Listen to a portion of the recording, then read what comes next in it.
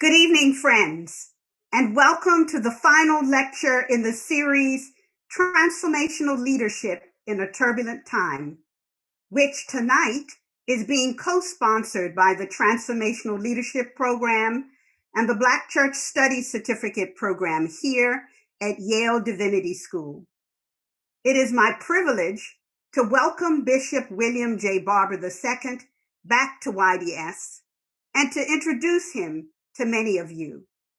However, before I do so, I want to let you know that there will be a brief 15-minute question and answer period at the end of Bishop Barber's presentation. If you have a question, please feel free to put it in the chat box, which will be private. Now, friends, may I introduce to you the Reverend Dr. William J. Barber II. The Reverend Dr. William Barber is the president and senior lecturer of Repairers of the Breach, co-chair of the Poor People's Campaign, a national call for moral revival, the pastor of Greenleaf Christian Church, a Disciples of Christ congregation in Goldsboro, North Carolina, a bishop with the Fellowship of Affirming Ministries, and a visiting professor at Union Theological Seminary here in New York.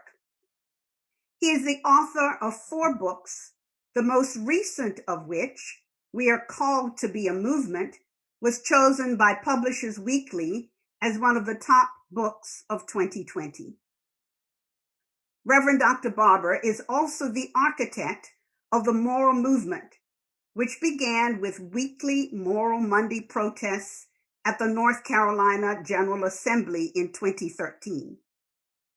In 2018, Reverend Dr. Barber helped relaunch the Poor People's Campaign, which was initially begun in 1968 by the late Reverend Dr. Martin Luther King Jr., starting with a historic wave of protests in state capitals and in Washington, D.C., calling for a moral agenda and a moral budget to address the 5 interlocking injustices of systemic racism, systemic poverty, the war economy and militarism, ecological devastation, and the false moral narrative of Christian nationalism.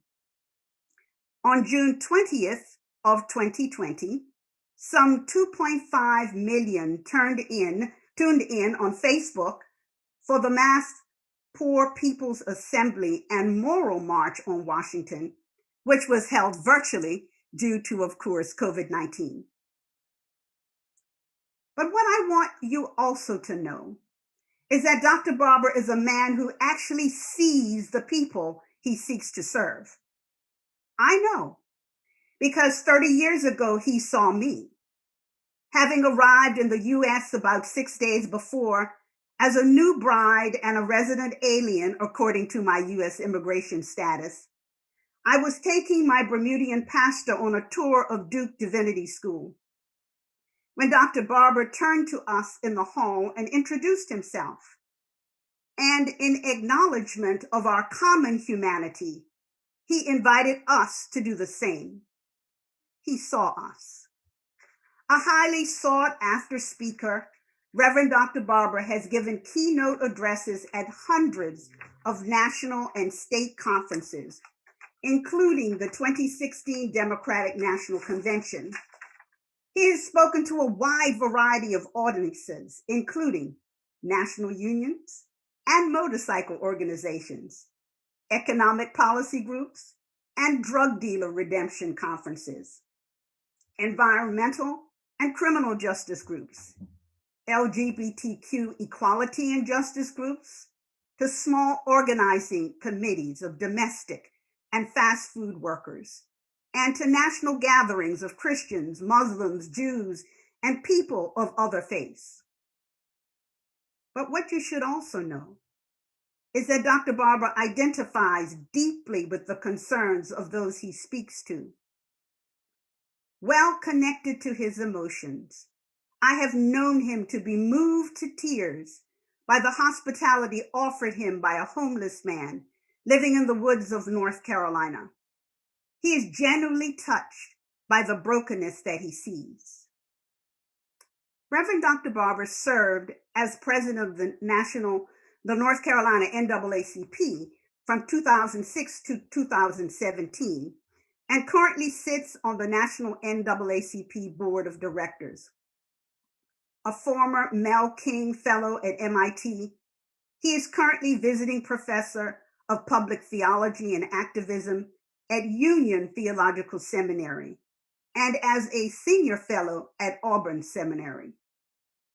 Reverend Dr. Barber, who is regularly featured in various media outlets, is the 2015 recipient of the Puffin Award and the Franklin D. Roosevelt Four Freedoms Award, a 2018 MacArthur Foundation Genius Award recipient, and is one of the 2019 recipients of the North Carolina Award, that state's highest civilian honor.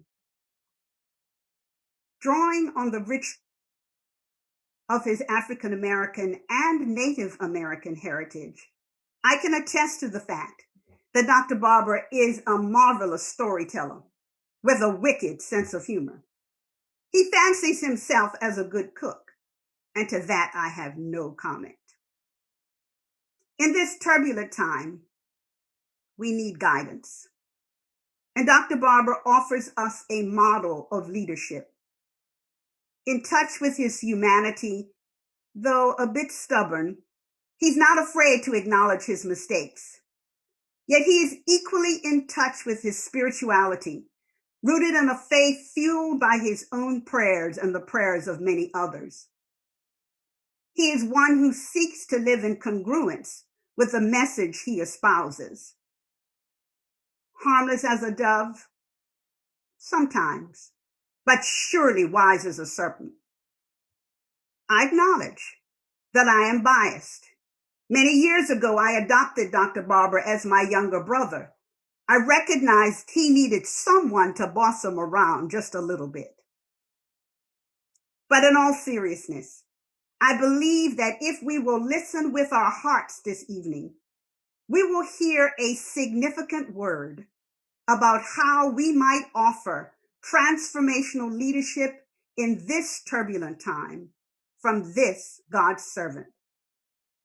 Reverend Dr. William J. Barber II, it is my deep honor to welcome you back to YDS and to the YDS community of friends. Thank you so much, my dear sister. And indeed, Joanne is a sister to me, beloved. I never had a sister, and I prayed for one, and the Lord sent me one all the way from Bermuda. And I am so thankful to her and her husband for the gift of love, friendship, correction, and even we are like the Bible says, iron sharpens iron. I know no one better to serve where she is serving now at Yale than for her to be there. To the dean and to the president and all other officials, and most of all to all of you who have chosen to be here tonight, I am deeply humbled that to be even asked to return again. We often say in preaching circles, when people allow you to come back again, they have agreed that you need just a little bit more practice. And so they've allowed you to come back and get that practice. I think there is a video, if I'm not mistaken. What happens in Wall Street often doesn't say a thing about what's happening on the real streets of America. Everybody has a right to live. The Poor People's Campaign, a national call for moral revival, has come up with a series of demands. I know that you are here for the same reasons we all are here, to put our elected official on notice. The pain and the discontent is real, and the demands of our movement are moral. We know what we want to focus on. Our agenda is clear. We demand an immediate implementation of federal and state living wage laws. We demand the right for all workers to form and join unions. We demand equal pay for equal work. We demand a guaranteed annual income. We demand fully funded anti-poverty programs that protects the welfare of us all. We demand the expansion of Medicaid in every state. We want single-payer universal health care, not for some, but for everybody.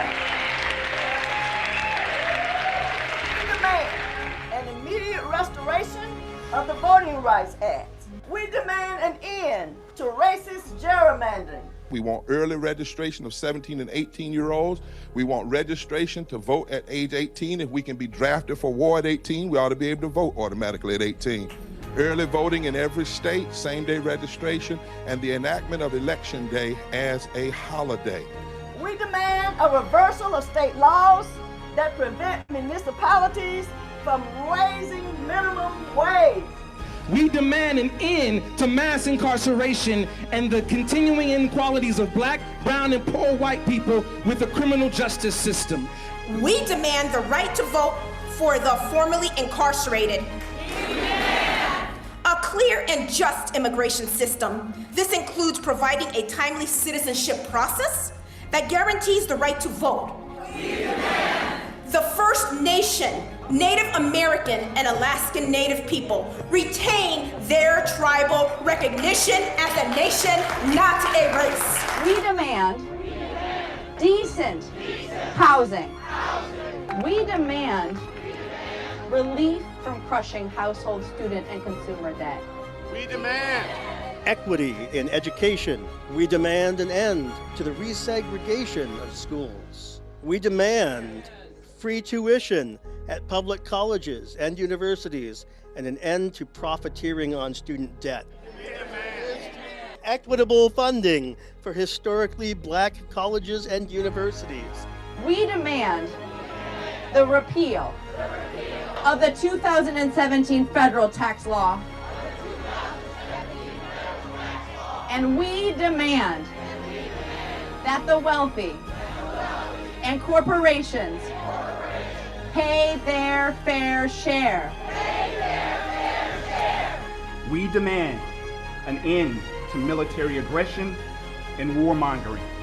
We demand a stop to privatization of military budget and any increase in military spending.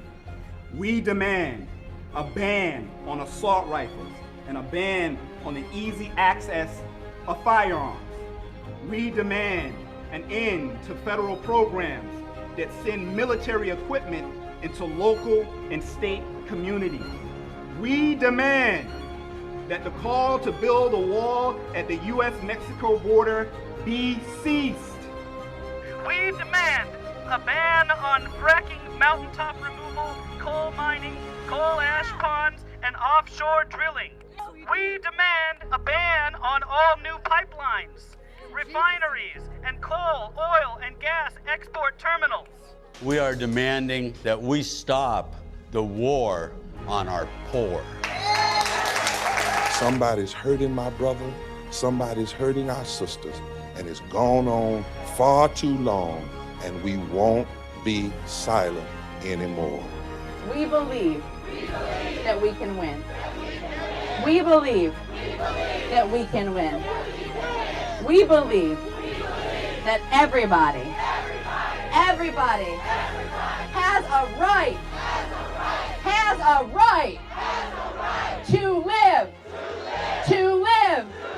to live. I want you to know that when hands that once picked cotton join hands of Latinos, join hands of progressive whites, join faith hands and labor hands and Asian hands and Native American hands and poor hands and wealthy hands with a conscience and gay hands and straight hands and trans hands and Christian hands and Jewish hands and Muslim hands and Hindu hands and Buddhist hands. When we all get together, We are an instrument of redemption. When we join hands, we can revive and make sure that the promise of life, liberty, and the pursuit of happiness and equal protection under the law is never taken away from anybody. So I got a question. Are the rejected ready to revive and declare that this land is your land, this land is my land, this land is our land, and together from the State House to the White House, the rejected are going to demand that this nation never give up on being one nation under God, indivisible, with liberty and justice for all.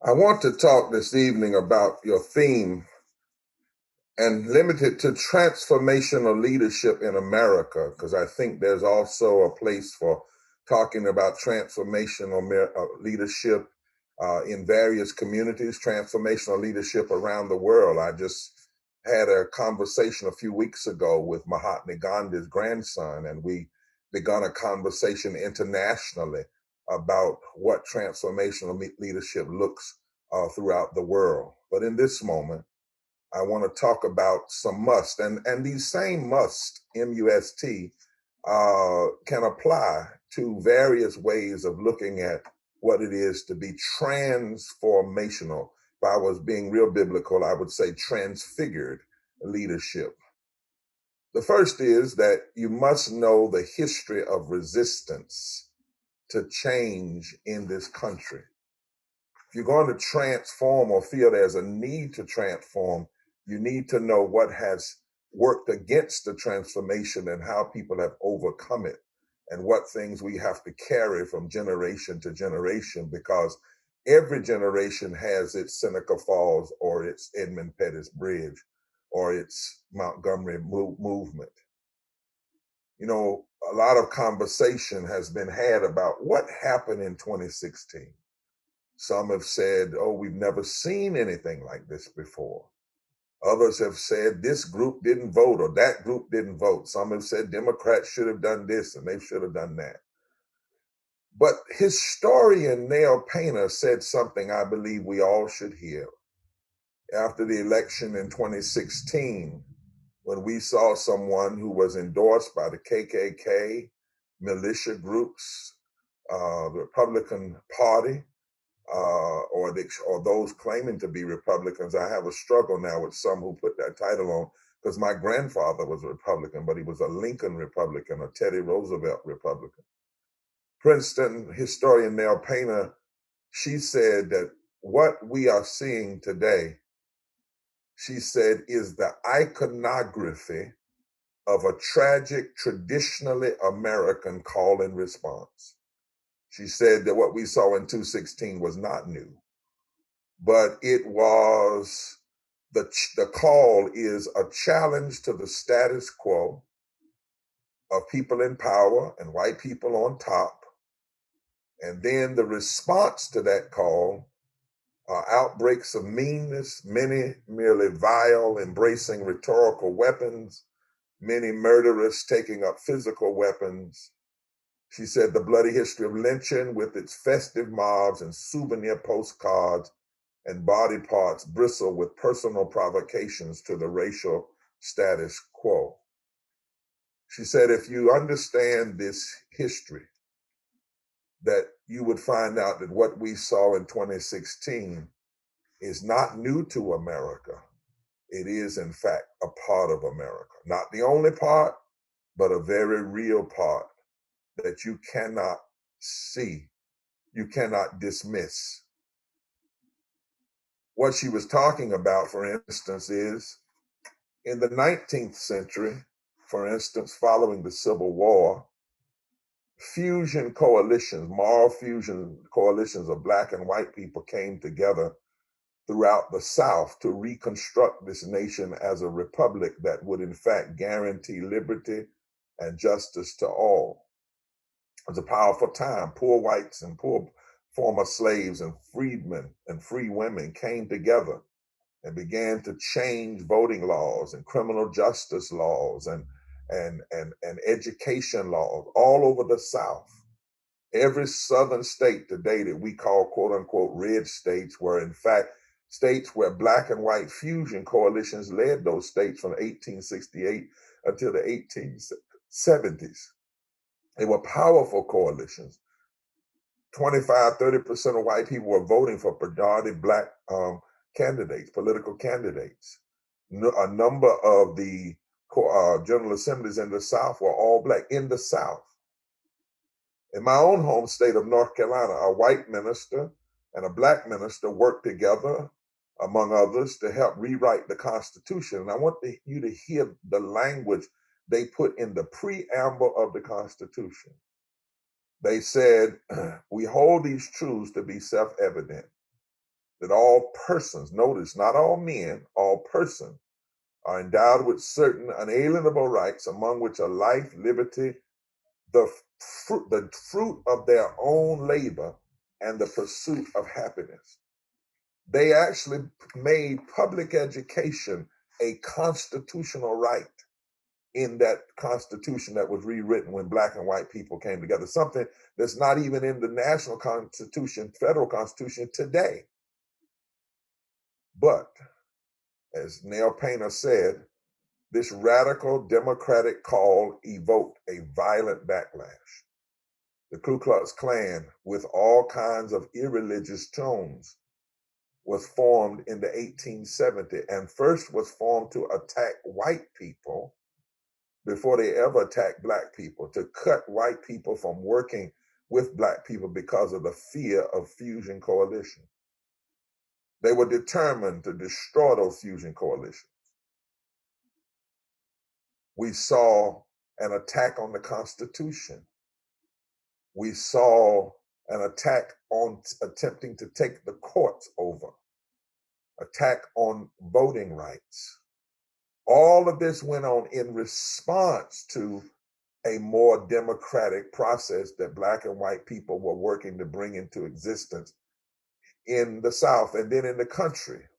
Because by the 1872, you had the passage of the 14th Amendment, equal protection under the law for all people, not all citizens, all people, 1868. And then the 1870, you had the passage of the voting rights, 15th Amendment. All of these were seen as threats by those who had been the holders of former slaves. And there was a massive backlash. 1873, the Civil Rights Act of 1873 was passed that made it a federal offense to engage in racism. That is why Dr. King in 1963 said 100 years later, he was not only talking about the Emancipation Proclamation, he was thinking about the fact that here we are fighting again what was already voted on 100 years ago, but was undermined by a process called the redemption movement. Now, it sounds religious, but it actually was irreligious. The redemption movement was a movement designed by extremist white people in the South and other parts of the country to take back America. In fact, their theme was to make America great again, to take it back. 1876, because of this backlash, a president gets elected who loses the popular vote. Listen to me. Loses the popular vote and wins the electoral college by one vote. Because that politician promised, that president, Rutherford B. Hayes, if he was elected, he would turn back the gains of the Reconstruction movement. He would force people onto the courts that would vote a certain way. He would remove the troops from the South that protect the people against the vigilantes and the militias. He won, and he did exactly what he said he was going to do. By 1883, the courts were so changed that the 1875 Civil Rights Act was overturned. And by 1896, Plessy versus Ferguson was passed, and there was only one dissenter, Justice Harlan from Kentucky. All the other justices voted that separate but equal was the law of the land. In 1914, the country elects another racist in the White House openly named Woodrow Wilson. He was a governor of New Jersey. He had been the president of Princeton, but he was a racist. When he got into office, he played Birth of a Nation, the movie about glorifying the Klan and suggesting that the Reconstruction movement was the most dangerous movement in America and had been a failure when black and whites had worked together. He decided to stop the integration in the federal government. In the 1915, 16, 17, he lied to America about a pandemic. 650,000 people died. He caught the pandemic himself. A statue was raised to him in Charlottesville in his homage in 1919, the same statue that the Klan marched around a few years ago in Charlottesville, where a young lady ended up being killed. That statue was a Confederate statue, but it was not raised to pay homage to the Confederacy. It was raised to pay homage to Woodrow Wilson being in the White House. And those who are of racist mindset believed that in Woodrow Wilson, racism had been restored fully to the White House. And 100 years before Steve Bannon was ever in the White House in 2016, Birth of a Nation was in the White House in 1919. Then there was a second Reconstruction movement. This movement started in 1954. It's called the Civil Rights Movement. 1954, you had the Brown decision that overturned the Plessy decision, said separate but equal was not constitutional. During that period of time, you had Dr. King and Rosa Parks and so many others, black and white, who organized. And Thurgood Marshall took a group of white and black lawyers into the Supreme Court and argued against the Supreme Court, with one member of the Supreme Court being a former Grand Wizard of the Ku Klux Klan. And yet Justice Warren, who had been a terrible jurist in California, particularly as it related to Chinese people, he moved the court to vote unanimously against Plessy versus Ferguson. In that period of time, you had also the allowing of people from the agrarian culture and the domestic culture to pay into Social Security, because in 1935, President Roosevelt could not get agreement on the Social Security unless he guaranteed that women, black women particularly, and white women and black people who mostly were a part of the agrarian culture, that if he didn't guarantee that they could not pay into the system. And so it was 19 years, 1954, 19 years after 1935, before people working on farms and as sharecroppers and domestics could pay into the system. And then in that period of time, you get the Civil Rights Act of 64, the 65 Voting Rights Act that Lyndon Baines Johnson called the most important piece of legislation, even more important than many of our victories in foreign wars. And then the Fair Housing Act in 1868 at the death of Dr. King. And then once again, as Nell Painter says, there was a response, a resistance to this growth, resistance to America becoming a more perfect nation. And around 1968, a guy by the name of Kevin Phillips, who has since renounced his positions, he advised President Nixon that the Republican Party could win without Negro votes. He said the goal would be to make the Democrats the Black Party. He predicted a new American revolution coming out of the South and the Southwest, the Sun Belt, because of the fears and objections raised by the Civil Rights Movement victories. He joined with Pat Buchanan. They were both Nixon aides, and they actually argued for dividing the nation.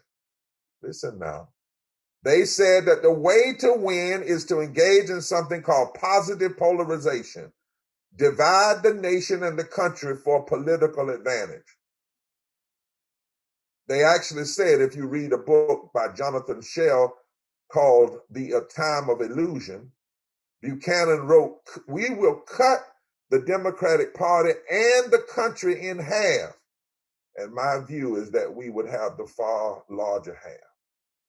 They also said that white ethnics in the North were ripe for the picking, correctly predicting, for example, that the Irish Democrats in New York would turn Republican because they don't like the Jews and the Negroes who run the New York Democratic Party. The South, Phillips said, would become a new base. The South, from Maryland to New Mexico and Arizona and Nevada, would become the basis for a new Republican Party. Harry Dent urged Nixon to use racially coded language like forced busing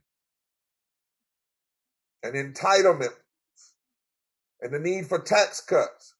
Racially coded language strong enough to persuade white Southerners that George Wallace, who was running in 68, in 64 and in 64, was running in 68, was not a viable alternative because he was too openly racist. And Dent also said that they should follow Phillips' plan, but always disavow it publicly. And they called it the Southern Strategy. And the Southern goal of the Southern Strategy was divide the country, control 190 plus electoral votes from Maryland to Nevada and New Mexico and Arizona. And this way they could control the country, and it was meant to last more than 50 years. So as Dr. Painter has said, much of what we see today is the iconography of a too often repeated American reality. When you hear people saying, we've never seen this kind of division, they have not read history. They do not know the history of this country. And you cannot be a transformational leader if you do not understand the history of resistance. The other side of this resistance is whenever you see this kind of resistance happening, history has proven that it is because of the fear of change, transformation that is happening. And so by knowing this history of what has come against fusion coalitions, it also shows us what we need to do and how powerful it is. The second thing you must know in order to have transformational leadership is how the church has been hijacked to prevent transformation. We have to know this. Though Jesus rooted his preaching in the prophetic tradition, much of American preaching refuses to preach the prophets in the same manner as Jesus. And this malpractice has its roots in the theological and philosophical strategies imposed to justify slavery in America that are still with us. You see, if you take Luke chapter 4:18 in its intended meaning, the Spirit of the Lord is upon me to preach good news to the poor, and the word poor there in Greek is patokos, those who've been made poor by system of exploitation. If you take that to be serious, then you can't be Christian and own slaves. You can't be Christian and engage in racism. But too often, popular American Christianity down through the years attempted to suggest, well, let me not say American Christianity, let me say what C. Eric Lincoln called it, Americanity. It attempted to suggest that what Jesus was talking about here was spiritual poverty and spiritual captivity. And therefore, our concern as the people of God should be private soul ducking, private devotion, private praise, and private personal morality that addresses issues of the inner man only. Hence, slavery occurred without a major outcry from the church because liberation was deemed outside the reach of the gospel. In fact, the truth of the matter in American history, there was the Civil War in the church before the Civil War in the country. The church split North and South Presbyterian, North and South Baptist, North and South Methodist. These were all splits over the issue of slavery and a refusal of the church to truly preach what Jesus said. This same malpractice was evident when Billy Graham told Martin Luther King Jr. he couldn't join the civil rights movement because he was a New Testament preacher and not an Old Testament prophet. Preaching in the Spirit cannot be limited this way. Privatized, soul-ducking religion is not Christian, prophetic, or anointed. Preaching in the way of Jesus confronts every systems and ideology that holds people captive. As one of my professors, Dr. William Turner, said at Duke, You can call your spiritual experience whatever you want to call it, sprinkled, baptized, born again, slain in the spirit. But if it does not produce a quarrel with the world, then the claim of it being a spiritual, a holy spiritual experience is suspect. When Jesus takes up the prophetic text of Isaiah and declares that its confrontation with the principalities and powers is present, forces within the religious community in the gospel respond. Remember that text. Jesus' first sermon almost got him killed. They drove him out of the pulpit, drove him to the public square, took him to the hill, and almost threw him off if somehow miraculously God had not moved him through the crowd without them seeing what was going on. Jesus does not have a strategy for moving from private religion to public faith. Rather, his preaching is necessarily public. His first sermon cannot stay within the confines of the synagogue. By the power of the Spirit, the preaching of Jesus confronts the world as it is. And those who are committed to demonic power rise up in resistance, determined to throw him off a cliff. But those who hear and believe the good news join the movement for God's justice and peace in the public square. I never will forget, Joanne, not long ago, we were in the United States Congress with poor people presenting a poor people's budget. And my co-chair, Reverend Dr. Liz Theo Harris, and I were both wearing stoles that said Jesus is a poor man, or was a poor man. And one of the congresspersons got mad and said, I have something to say. He said, I don't like the fact that you all are wearing these stoles in the Congress. He said, with Jesus as a poor man. He said, I've been a Christian all my life, and I've never seen anywhere in the Bible where Jesus confronted Caesar. My question to him was, so you're saying you're Caesar? Then we have a bigger problem than I thought. If the United States Congress actually sees itself as Caesar, and that means you are above being challenged by Jesus, and you don't even believe that Christians have a right to challenge Caesar, and you believe that Jesus never challenged Caesar. But he had been taught that. Frederick Douglass said one time, the Christianity of this land, he castigated it as the polar opposite of the Christianity of Christ. He castigated it. He said to love one is to actually hate the other. Christianity of Christ is confined to the private lives, too often sacred spaces of Sunday morning, Christian TV, Christian radio, and corporately sponsored Christian festivals and public spaces, sacralized for private religion. And too often, even when this faith mobilizes to pray for a governor or president, it doesn't challenge the principalities and powers and question systemic injustice.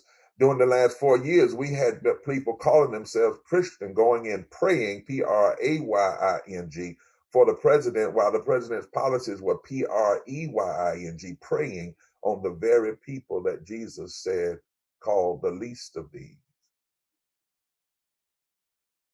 Those who would preach in the way of Jesus must choose to abandon the compromised Christianity of this land in favor of the Christianity of Christ.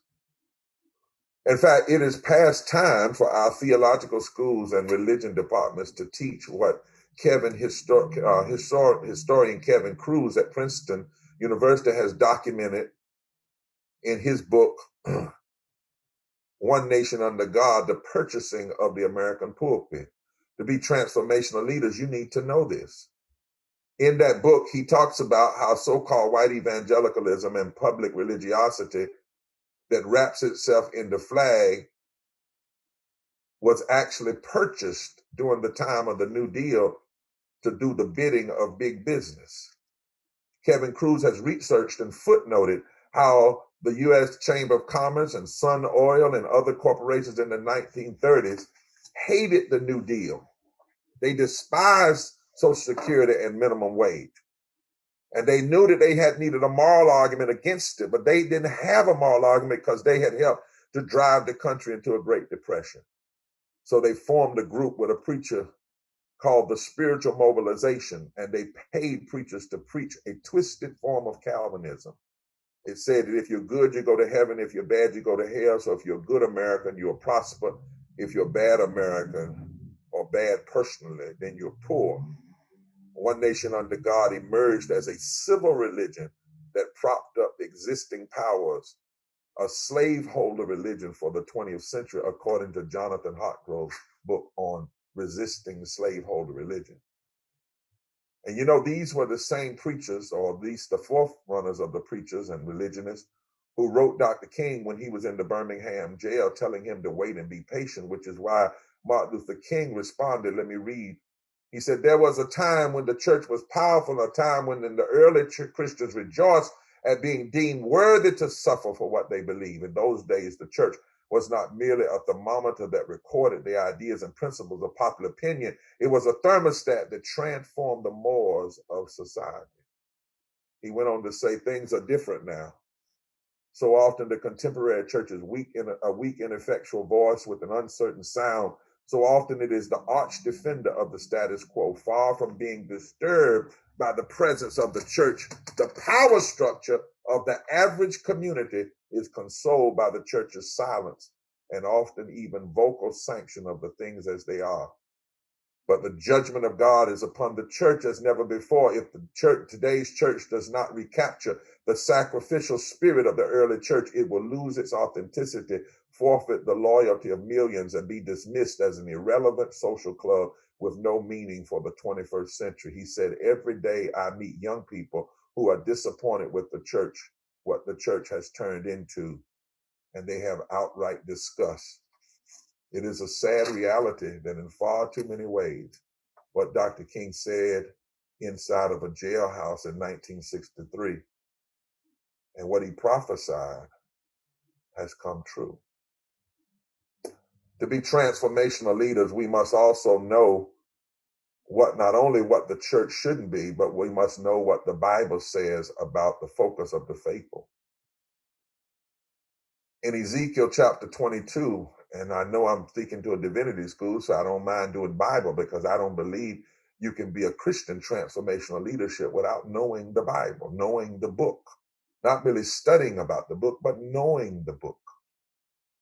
In Ezekiel 22, it says, your leaders are like wolves who tear apart their victims and destroy people's lives for money. And then there is this indictment. Your priests cover up for them by announcing false visions and making lying predictions. And in that passage in Ezekiel 22, it goes on to say that that's why the immigrant is being hurt so bad and people are being stolen and the poor are being hurt, because the religious cultists, instead of correcting the society, has either been quiet or has been a part of telling the power structure what it wants to hear. And then there is that same passage says, God says, I'm looking for one person to stand in the gap. And strangely, he says, I could not find any. And in that text, it isn't until Ezekiel 37, down in the valley of dry bones, that the prophet actually finds among the people who are hurting a remnant of people that become the revival to stand in the gap and to challenge the injustices of society. Jeremiah 22 says that God said to the prophetic, to the religious leaders, to the religious cultists, go down to the royal palace and deliver this message. Didn't say send a letter. Go down and tell the political officials, attend to matters of justice, set things right between people, rescue victims from the exploiters. Don't take advantage of the homeless, the immigrant, the orphans, the widows, and stop murdering people with your policies. Isaiah chapter 10 says, woe unto those who legislate evil and rob the poor of their rights. I could go on, but there are more than 2,500 scriptures in the Bible that speak to the issue of how we should treat the poor and the least of these, those on the margins. The only other sin greater than the sin of mistreating those on the margin is the sin of idolatry and self-worship. And yet sometimes, even in the church, we major in the minors and minor in the majors. I was talking to someone the other day, and they said they had gone to church all year long, even with a pastor who was trained in the seminary. and had not heard one preached sermon on the poor. And yet there was an experiment done a few years ago with the Poverty and Justice Bible, where some people took every scripture that relates to the poor and how we're to treat the least of these, and they cut them out, and the Bible literally fell apart, which means anything less than this biblical witness is a heretical attempt to hijack faith and use it in the service of domination and oppression. It is an abdication of the basic responsibility of faith. A faith that says nothing and let alone does nothing when people are treated like things while corporations are treated like people is hypocrisy. It is theological malpractice to say that the only moral issues is being against gay people, against Muslims, against abortion, for prayer in the school, for property rights, and try to suggest that Jesus is a founding member of the NRA. How to do public theology and public policy as pastors ought to be required in preparation for a Master of Divinity if we are going to produce transformational leaders. The third thing you must know to be a transformational leader is the state of policy today, public policy, and the mythologies that undermine addressing them. Just going along to get along is not what we should do, and we need to hear this in America right now. You know, right now there are those who were praying, they were praying so hard, at least they claimed they were. They were praying for change. They were praying for political change at the presidency, at least. And now some of those same people are saying, now that we have some change, we just need peace, healing, and we need to get back to normal when we all just got along. Well, when was that? When was this moment in America where we all just got along? And then this is the new language. They said, we need to get back to compromise. And someone called us the other day and said, can you get a bunch of clergy together to pray that people will get back to having peace and talking right to each other and compromising? We don't just need genteel oppression. In some ways, what we saw in Trump was just the outward speaking of what people were already doing. They were just genteel with it. Some people simply won't compromise. But let me tell you, as an African American and as a Tuscaroran Native American, compromise has always been bad in America. It's a 3/5 compromise that said Black people were a fraction of people. Even the Civil Rights Act of 64 was a compromise. That's why you had to come back and do the Voting Rights Act of 65. And even that was a compromise, which is why today people can still vote against the Voting Rights Act and undo it. And it's been gutted now for more than 2,700 days. Early on in this country, compromise was bad because it was compromise that said, we're going to say all men are created equal, but we're not going to include women. We're not going to include Native people. And we're not going to include poor white men who don't have land. Sometimes compromise is simply a word for not disturbing the status quo. And you cannot be a transformational leader if you're unwilling to disturb the status quo. And then there's some things, you know, it's one thing to cooperate and work together, trying to do the best for the least of these, but there's some things you cannot compromise with if you're going to be a transformational leader. In fact, the compromises will not be written down in history. The only people that will be known in history are those who challenged and fought for what is right, not just what is comfortable. But how do you compromise with attitudes and actions that now have caused tens of thousands of people to die from COVID that didn't have to die? How do you compromise with those who have literally engaged in crimes against humanity? How do you sit down and compromise with those who have lost, as of this past Friday, the new number was 666 Mexican children? It was 500 or something, but the number that came out Friday was 666. How do you compromise with that? How do you compromise with people who were willing to just write off children and lose children and snatch them? How do you compromise with political forces that are more interested in putting one woman on the Supreme Court rather than keeping 1,000 people out of caskets? Truth is, this may not be the time in America for peaceful negligence. This may be the time for us to hear what Jesus said in Matthew 10, I come to bring a sword and not peace, the sword of love and truth, if we want real healing. My grandmother was a kind of a nurse in the community, and when you got a boil, she didn't take you to the doctor, but she said that we need to lance it. Now, some people would just put a Band-Aid over it, but grandmama said if you put a Band-Aid over that kind of boil, it may go away, but the bacteria just goes down deeper in your skin and it makes you sicker. She said you have to cut it and squeeze out all the bacteria and then clean it all the way down to the bottom. Maybe this is the time to expose and divide the lies and the myths that have kept America from addressing the needs of poor and sick and the least of these. Maybe we need to expose the lie that we don't have the lie that says we don't have money. And we need to show, yes, we do. We have all the money we need.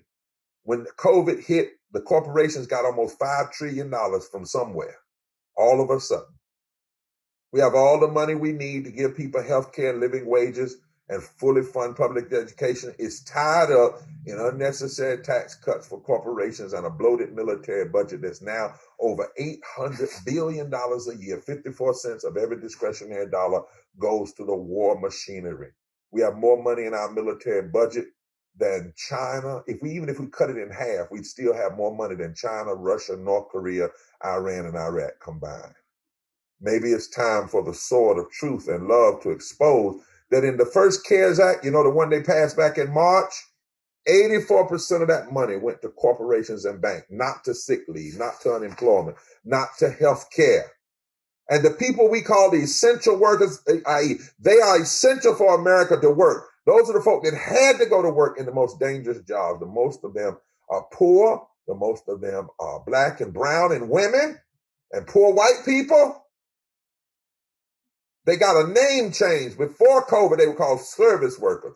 During COVID, we gave them a name change, but I've talked to them. Many of them I know who have loved ones who have died, and they said they don't feel like essentials. They feel like expendable because they've not yet received the essentials they need, like sick leave and unemployment and healthcare. In other words, they've not received what every congressperson gets for just being elected to office.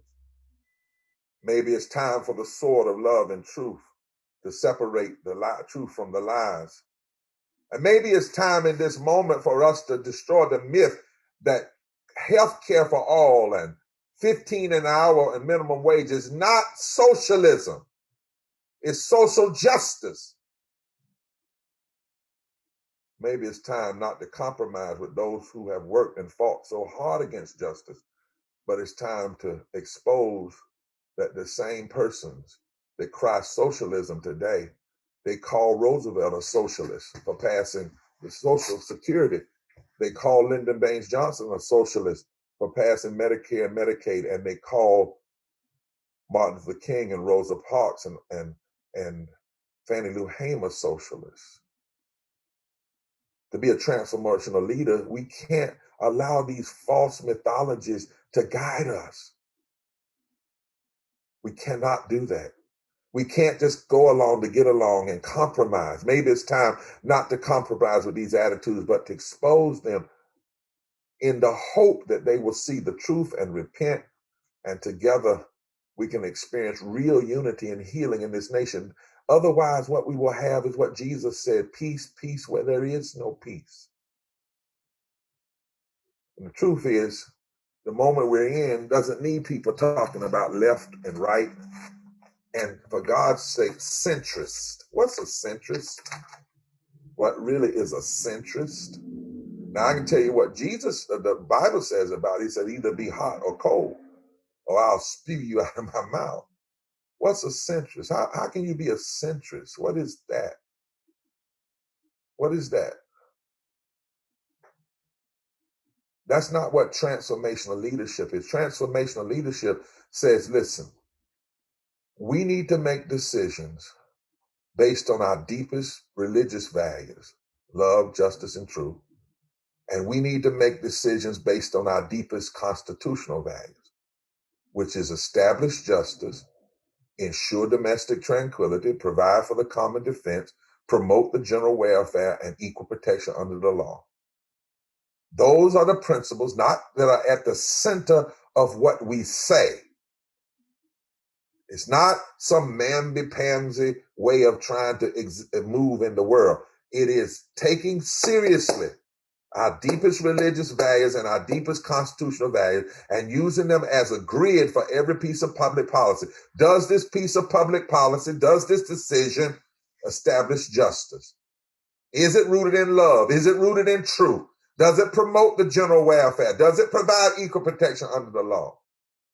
And then to proclaim that anything that doesn't do that is morally indefensible, constitutionally inconsistent, and economically insane. Now, if we're going to do that, here's the final thing.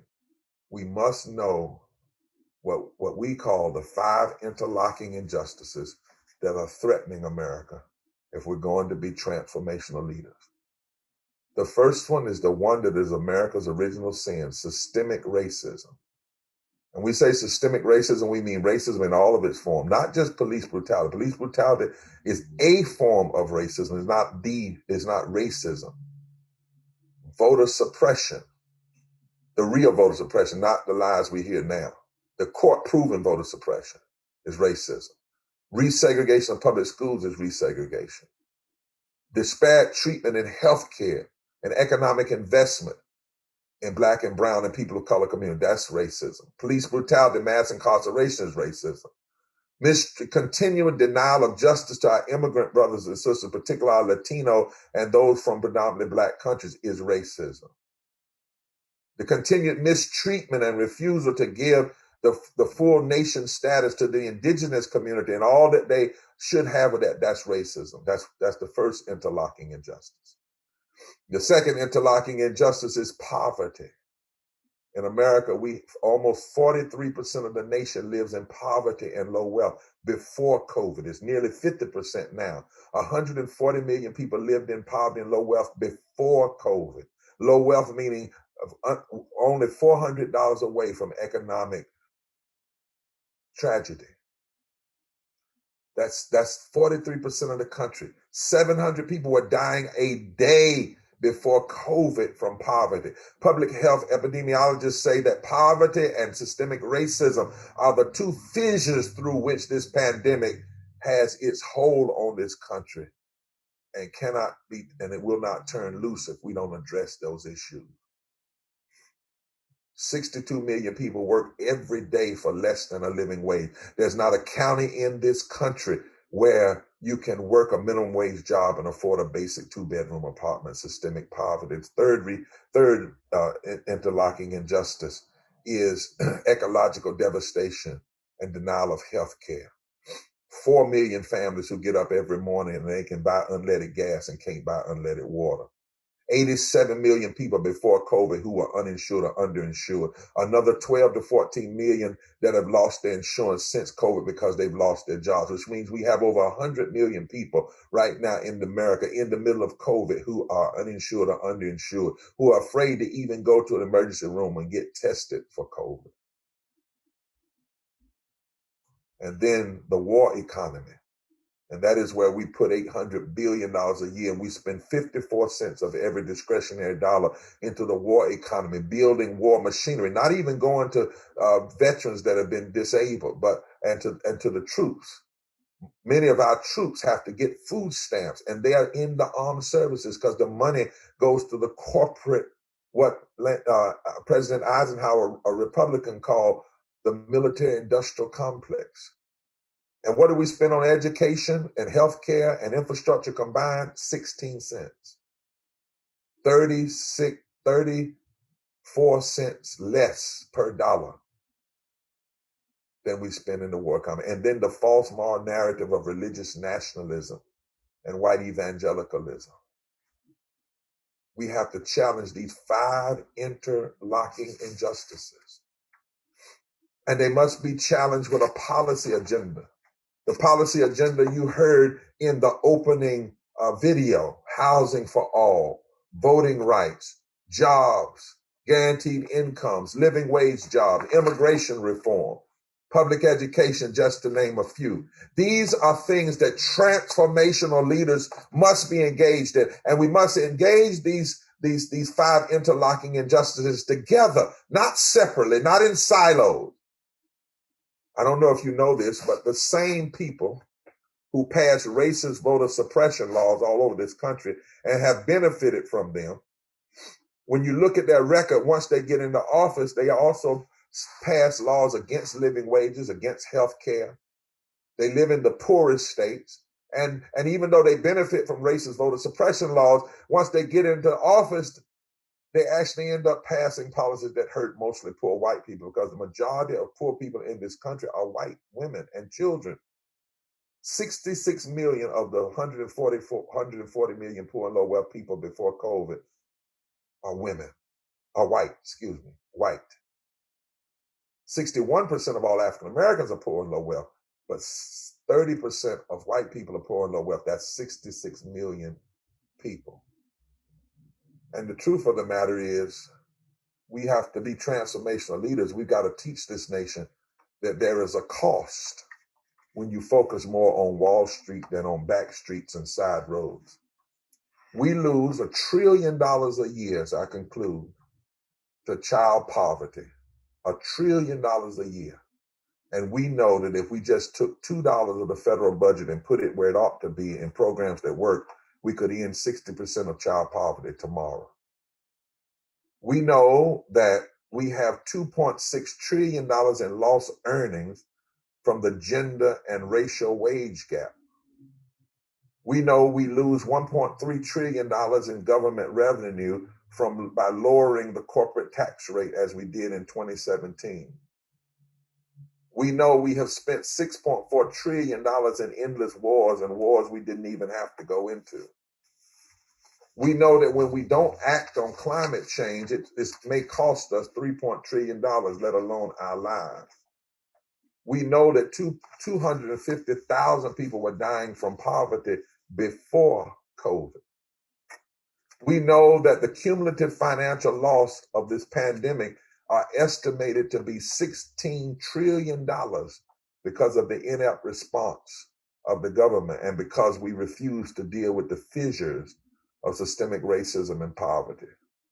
We know our immigration system costs $123 billion in lost contribution to the gross domestic product. We know our current healthcare system costs individuals $1.69 trillion on private insurance and out-of-pocket expenses. We know that mass incarceration costs $1.79 billion a year for policing, courts, and private operations, and another $78 to $87 billion in lost job opportunities after being incarcerated. And we know that if we paid people $15 an hour today, minimum wage, which would be equal to the $2 an hour that was asked for at the March on Washington in 1963, that we still never reached, we would have $368 billion extra dollars in the economy. The EPI, the Economic Policy Institute, just did a study with us and said, absent a radical policy change, there is a very good chance that these unnecessary losses will continue. Inequality and inequity will worsen, and the U.S. economy will find itself in a recession for some and a catastrophic depression for others. And there's no reason for this to happen, which is why my final point is, to be transformational leaders, we have to have a poor people's movement. Now, I'm not just saying it because we founded the new Poor People's Movement, a national call for moral revival. I'm saying it because Dr. King said years ago, the only group who could form the massive restructure of American society would be blacks, poor whites, labor, working class folk and welfare recipients, Latinos and indigenous community. And the same is true today. It's still true. We need that kind of intersectional coalition. And we have to have a massive, long-standing poor people's campaign that continues to demand that this nation address these 5 interlocking injustices that threaten the very heart and soul of the democracy. And regardless of who's in power, regardless of who's president or governor or senator, they must be addressed because they are hurting the whole of our society. They must be addressed because today we have 15 million more poor people in poverty than we had when the first Poor People's Movement was started. I want you to see our report called The Souls of Poor Folk, Auditing America 50 years after the original Poor People's Campaign. I also want you to take a look, however, at our report called Unleashing the Power of the Poor and Low Wealth Vote. Because another reality is today, we have power. Poor and low wealth people and their moral allies and advocates have so much power. Poor and low income people are now almost 1/3 of the electorate, 1/4 of the electorate, 25 to 30%. Today, we now know if poor and low wealth people at between 1 and 19% would organize around an agenda, they could fundamentally change the political calculus in this country. We know that in the recent election, you just heard, you keep hearing about this group and that group, but what they aren't talking about is that 55% of poor and low wealth people voted for Biden and Harris because they're voting for change, voting for change. They heard them talking about $15 a union and healthcare, but they more than voted for Biden and Harris, they were voting for change from a administration was directly the antithesis of what's needed to lift the poor. And if we don't lift from the bottom, then we cannot ultimately change this nation. And you ought to know what's happening across this country. You may not have heard it, but something really is happening.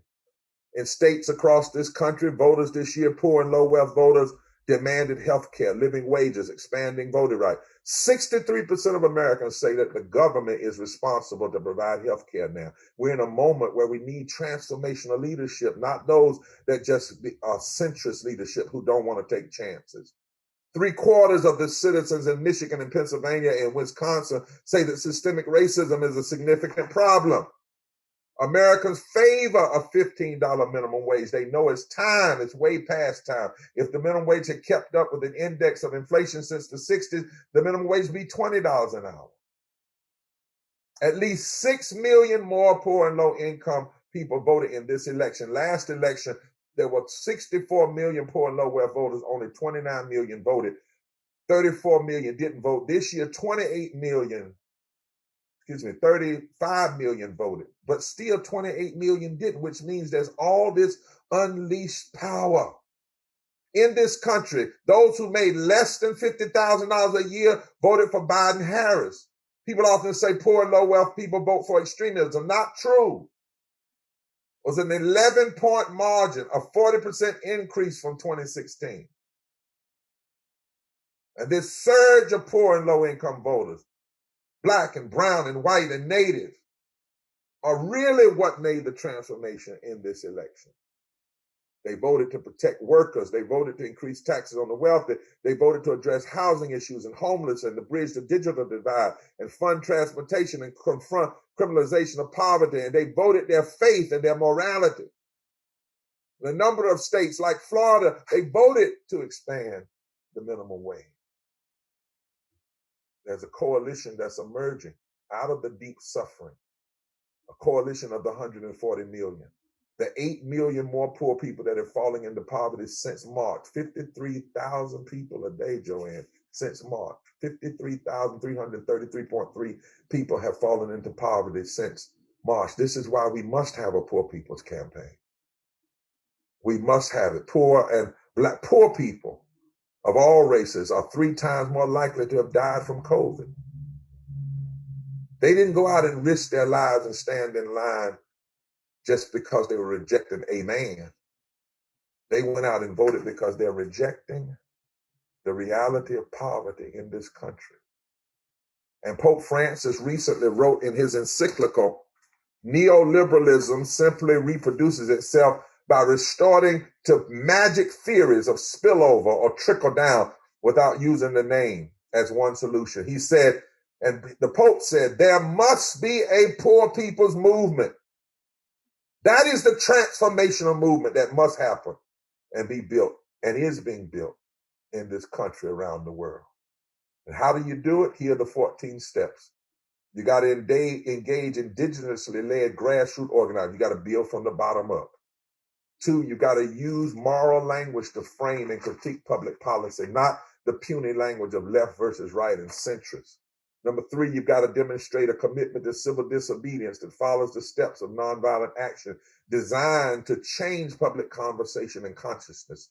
Number 4, you got to build a stage from which to lift the voices and the faces of impacted people. We don't do for poor and low wealth people. We believe in the agency of poor and low wealth people, and the nation must see their faces and hear their voices.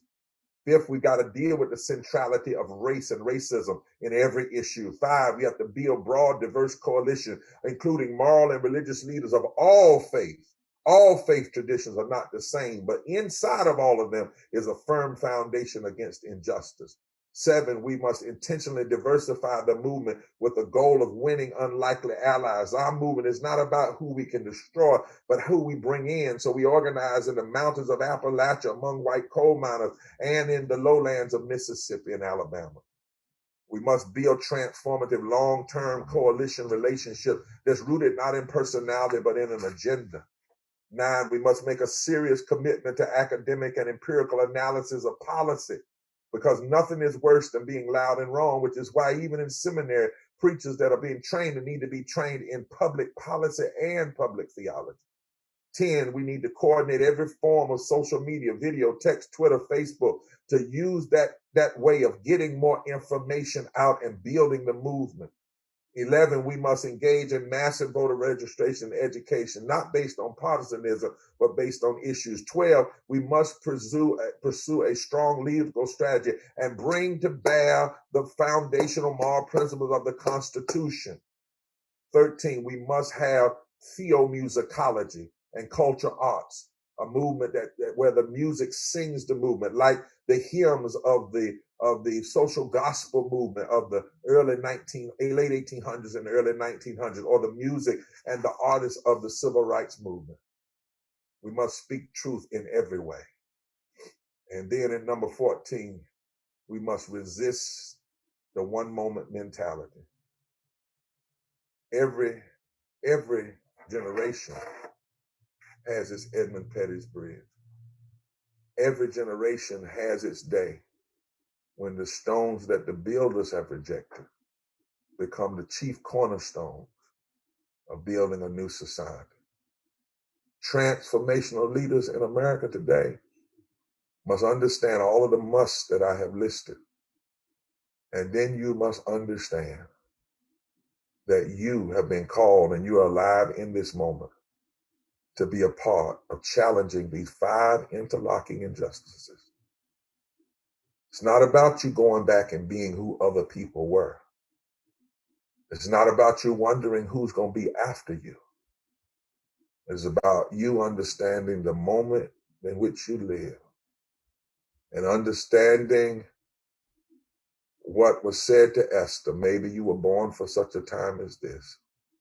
And understanding what was said about Jesus in the fullness of time. He came into the earth. And in the fullness of time, you have been placed here to be a transformer, to change things as they are and fight for what they ought to be. Amen.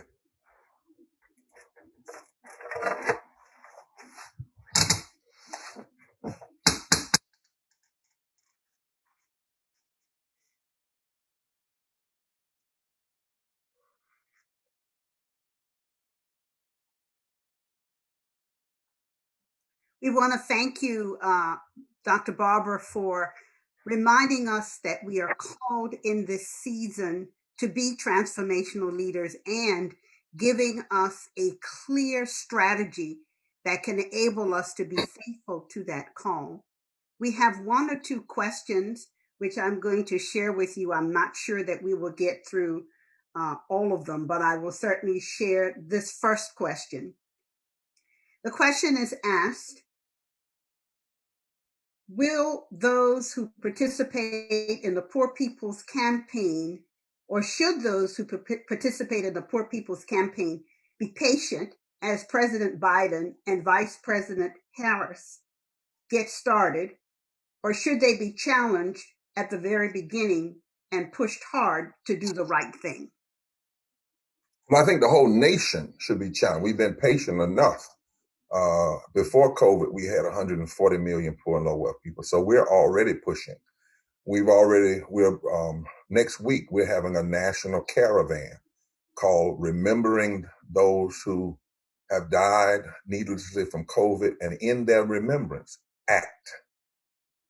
We're putting forth the things that must happen, we demand must happen in the first 50 days, not 100 days. People are hurting, and were hurting before COVID. We're connecting with politicians to help push the policies that need be. No, we can't wait. 700 people are dying a day from poverty before COVID. The people I'm meeting among, they're saying no. Poor and low wealth people say we've been hurting too long. We've been forgotten too long. You know, for the last 40 years, we've had political conversation in presidential races and Senate races. And if you go back and look at them, we haven't had one full hour addressing the issue of poverty. Even 2016, not 1 hour.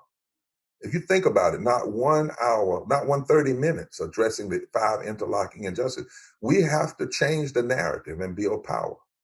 So we don't wait, but we're also in it for the long haul. And I would say it's not just Biden and Harris. You know, Biden ran on $15 an hour and expanding health care and dealing with systemic racism, and they won. Now, that's a first, too. Now, it isn't everything in our agenda, but I want you to go to the poorpeoplescampaign.org and see the Moral Jubilee platform at the Poor People's Campaign website, www.poorpeoplescampaign.org. And we pushing this agenda. But this is the first time in recent history, where a white man and a black woman ran talking openly about living wage, $15 an hour, expanding healthcare, and dealing with systemic racism, and got nearly 80 million votes. But that's not enough. That's just the votes. Immediately, you heard the call. As soon as it was over, the election looked like it was sure. Centrist, slow down, be moderate. That's what we have to resist, even in the Congress, because the president doesn't pass policies. He only signs executive orders. So we got to be involved in this, what's happening in Georgia. I'm not endorsing candidates. I'm just talking about transformational leadership, because the Senate is in some ways been more regressive. Current Senate leader has openly said he's the Grim Reaper. I don't even know what's in a person's mind. Forget party when they describe themselves as the Grim Reaper. He said in a meeting to funders, when it comes to health care, voting rights, and that labor stuff, if you need to make, no, he said y'all because he's from the side, y'all need to make sure I'm still the majority leader because I'm the Grim Reaper. He pointed at himself. I'm the death of those things. So how messed up are you in your mind when all you can do with power is get up every morning and think about what you can stop and how you can keep it from people? In fact, keep from people the things you get free because you're an office holder. So no, there's no waiting. We have to, in fact, I think we have to mobilize even more. You remember when Franklin Delano Roosevelt wanted to integrate the armed forces, well, he didn't want to immigrate. A. Philip Randolph met with him, and Franklin Delano Roosevelt said, I agree. He said, go out and make me do it. And Franklin Delano Roosevelt, A. Philip Randolph went out, threatened to march on Washington in the 1930s. And that pushed people to do more than they would have done. You can never just wait on politics. You can never just wait for change. Transformational means active engagement in something happening. It's never passive. It's never just wait. Even in the Bible, because I know somebody is a good biblicist, that they say, yeah, Reverend Bob, but the word says, wait on the Lord and be of good courage. But wait there, wait one good description of wait is a waiter. If you go to a restaurant and your waiter sits down and doesn't do anything, I guarantee you, you will not tip them. So a waiter is not someone that sits down and does nothing, because it says wait on the Lord and be of good courage. Well, be of good courage is active. It's active. So we are required to be active, and we cannot stand, I don't care if Democrats in office, Republicans are in office, we have to push, because too often the issue of poverty and the interlocking injustices are treated as marginalized issues. In fact, I'll say this lastly, Joanne, when we started talking about there being 140 million poor and low wealth people, the papers, media said, no, it's not. No, it's not. You all are wrong. We said, no, we're not. We've done our homework. We have some of the best economists. We work with like Joseph Stiglitz, the Nobel Peace Prize economist that wrote a book called The Price of Inequality. They said, that's not right. That's not right. He said, what do you mean? They said, well, the government says it's 35 million. I said, but that's the old government measurement put together in the 60s, that's 55 years old, and basically says if you make $12,800 a year as a single person, you're not poor, which makes no sense. But when you look at the supplemental income measurement that groups like in places like Yale and Harvard have done in Columbia, it says clearly that when you look at what it takes to live, basic living, just basic living, that it's 140 million poor and low wealth people, 43% of the nation. There's been so much energy put in making poverty a marginal issue. The first thing our campaign has had to do is say it's not. It would be wrong even if it was marginal, but it's not. It's nearly 50% of this nation. And we can't survive like that as a nation. Democrats have often run from poverty. Republicans have often racialized poverty. No, ma'am, whoever asked that question, we cannot wait. We've got to push who's ever in office, from the state house to the Congress to the White House. Thank you. And there is one question from a pastor who is challenged to figure out how to help their congregation to respond in transformational ways. This is the question. As a pastor, it feels like the local church is uninterested in the most central work of justice. What is your wisdom to be a transformational leader when your local religious community is not in support of what you do? Many of us pastors are wondering if this call to justice is leading us out of congregational ministry. Yeah, that's a good question. Now, I'm hard on seminaries, even my own, because I think that if the majority of the Bible is about how we respond to the least of these, that we are doing a disservice in the seminaries for not preparing pastors for this as a part of pastoral ministry, not as a side ministry or an extracurricular ministry. Too often the call to do justice, I've had people say to me, well, you know, I'm a pastor, not a prophet. I said, there was a professor, I can't think of his name right now, it may come up, he wrote a book on the Old Testament and said, the prophets only arose when the pastors weren't doing their job, or when the priests weren't doing their jobs, and when false prophets were in the land. So first of all, I think seminaries, we have to do more, have to offer more, and as a central part, as a required part, because to send somebody out to be a pastor who does not understand public policy, and the public policy is what's going to create a lot of their pastoral ministry, is kind of sending them out unprepared. Jesus didn't do that. Most of your pastoral ministry, your counseling, is going to grow out of the stresses and the strains that are caused by public policy. So if you turn it over like that, and you start addressing the social issues as a part of pastoral ministry, not as a side part, but as an essential part of pastoral ministry, then you understand that not to engage is a form of pastoral malpractice. How can you not engage? One of the things Jesus did, when did he do ministries? He did miracles based on what he met around him, what he met on the road. That's what a church is. It's in the center of the community. So I think there's a number of things. Number one, reintroduce people to Jesus in your church. Spend time teaching and Bible study and preaching on series, and lift up these texts in the Bible that call us to service. Get you a good poverty and justice Bible. I don't want just because I wrote it, but the piece I wrote called "We Are Called to Be a Movement." Get that piece and look into bibliography. There's another piece called "Revive Us Again: Preaching in the Public Square" that I wrote with a professor of New Testament, a professor of Old Testament. It's a good piece, and there's a bibliography there. And then in your local church, one of the things that we did at Greenleaf was we actually got an analysis of our community some years ago.